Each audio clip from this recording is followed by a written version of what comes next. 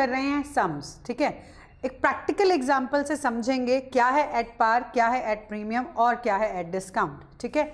चलिए at par की बात करते हैं। मैं एक एग्जांपल ले रही हूं अगेन कि कंपनी है XYZ, नाम नहीं लिखते, ठीक है, XYZ लिमिटेड इशू कर रही है कितने डिबेंचर्स, 2000 डिबेंचर्स इशू कर रही है मार्केट में, 9% डिबेंचर। अब ये 9% क्यों लिखा है ये आप खुद सोचो, आपको बता चुकी हूं मैं। क्या है ये 9%? Yes you are correct, it is interest, ठीक है, ये इंटरेस्ट है, आपको याद है ना, तो ये 9% इंटरेस्ट है। तो 2000 9% डिबेंचर्स हमने इशू किए हैं एट ₹100। अब ये 100 रुपीज़ को हम पार्ट्स में ले सकते हैं, जैसे शेयर में लेते थे वैसे ही डिबेंचर में ही लेंगे। एप्लीकेशन भी होगा, अलॉटमेंट भी होगा, फर्स्ट कॉल भी होगा, सेकंड कॉल भी हो सकता है, या फिर आप लमसम भी ले सकते हो। शेयर में याद करो, लमसम में क्या लिखते थे, again share, application and allotment, है ना, एप्लीकेशन और अलॉटमेंट को साथ में लिख देते थे। जब हम लमसम में जाते हैं एक साथ पैसा लेते हैं, ठीक है। यहाँ पे हम जो करने वाले हैं वो हम लमसम नहीं बट 2 पार्ट करेंगे, एप्लीकेशन एंड अलॉटमेंट, ठीक है। सो इस 100 रुपीज़ को हम डिवाइड करने वाले हैं 2 पार्ट में, 2 पार्ट्स में, that is one is 20 rupees, another is 80 rupees, ठीक है। 20 क्या है एप्लीकेशन, 80 क्या है अलॉटमेंट। चलो अब ये 2000 जो आपके डिबेंचर्स हैं वो पूरे के पूरे अलॉट हो चुके हैं, सब ने ले लिए हैं, सब्सक्राइब्ड हो चुके हैं। इनकी एंट्री हम कैसे करेंगे, सी सेम जर्नल का फॉर्मेट याद है सबको। चलिए फर्स्ट क्या था कॉलम हमारा, डेट, ठीक है। सेकंड गैप थोड़ा ज़्यादा रखेंगे क्योंकि लिखने में आसानी रहेगी, then LF, then debit and credit, ठीक है, पर्टिकुलर्स, ठीक है, then it is LF, debit, credit, okay. चलिए सबसे पहली एंट्री होती है हमारी पैसे रिसीव करने की, जैसे शेयर में होती थी। फर्स्ट एंट्री क्या होती थी कि बैंक में पैसा आता था, किससे, एप्लीकेशन से या अलॉटमेंट से।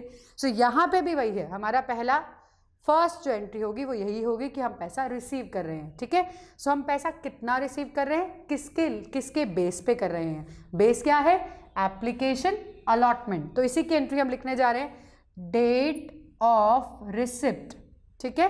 डेट ऑफ रिसिप्ट है पहला बैंक अकाउंट डेबिट, क्योंकि हमारे बैंक अकाउंट में पैसा जा रहा है, to debentures application account, application account. अब यहां हमें समझना है, अगर लमसम है तो ये debenture application and allotment account आएगा। लमसम एक साथ पूरा पैसा मंगवा रहे हैं तो bank account debit to debenture application and allotment account, ठीक है। नहीं मंगा रहे हैं लमसम, 2 पार्ट में है, तो पहले एप्लीकेशन फिर अलॉटमेंट की बात करेंगे। नाउ यहाँ पे अगेन नरेशन के लिए जगह छोड़ेंगे, कितना पैसा आएगा कैलकुलेट करें। 2000 डिबेंचर्स हमने मार्केट में डाले, हाँ, कितने रुपए आएंगे एप्लीकेशन में, 2000 इंटू 20, ये एप्लीकेशन के 20 रुपीज़ आएंगे, कैलकुलेट करो। 2000 इंटू 20 कितने आए, that is 40,000, correct, calculation perfect. So it is 40,000, okay. Now we talk about narration, लिखना जरूरी है, बीइंग नहीं लिखना है।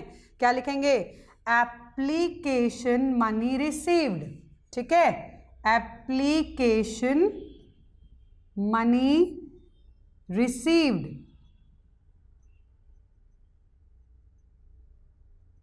एक चीज ध्यान रखनी है हमेशा, ये जो नरेशन है अगेन बहुत सिंपल, जितना सिंपल हो सके उतना सिंपल लिखो, क्योंकि इसको इतना ध्यान से नहीं देखा जाता, it's just detail version of your, हम डिटेल बता रहे हैं आपकी एंट्री का, ठीक है।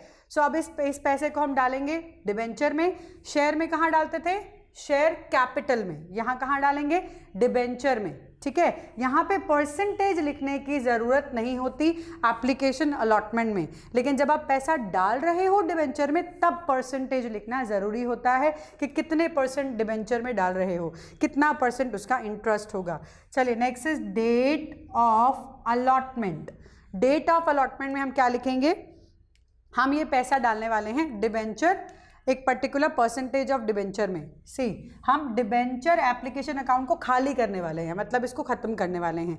ये क्रेडिट में है, किसी भी अकाउंट को खाली या ख़त्म करना है तो उसका उल्टा करना होता है। तो मतलब ये क्रेडिट में है तो हमें इसको लिखना पड़ेगा डेबिट में। So it will be debenture application account debit to 9% debentures. Okay, so what we did, हमने डिबेंचर एप्लीकेशन अकाउंट को खाली कर दिया, उसका पैसा डाल दिया डिबेंचर जो भी परसेंटेज के डिबेंचर है उसके अंदर। तो यहाँ डाल दीजिए 40,000 40,000। ओके, अब हम करेंगे अगेन नरेशन। यहाँ पे क्या लिखोगे, चलिए what you will write here, being लिखना है तो ठीक है, नहीं लिखना है तो भी ठीक है। Application money transfer to 9% debenture, simple, समझ आया। Application money transfer to 9% debenture, simple रखना है, बहुत सिंपल, इसको ज़्यादा कंफ्यूजन मत क्रिएट करना माइंड में। सिंपल, जो सिंपल सेंटेंस समझ में आए वो उस पर्टिकुलर एंट्री का डिटेल आपको लिखना है एक सिंपल सेंटेंस में। Application money transfer to 9% debenture. Okay, चलिए अब नेक्स्ट पार्ट करते हैं, इसका अलॉटमेंट वाला पार्ट। अगेन सेम फॉर्मेट बनाना है, date, particulars, LF, debit, credit, date,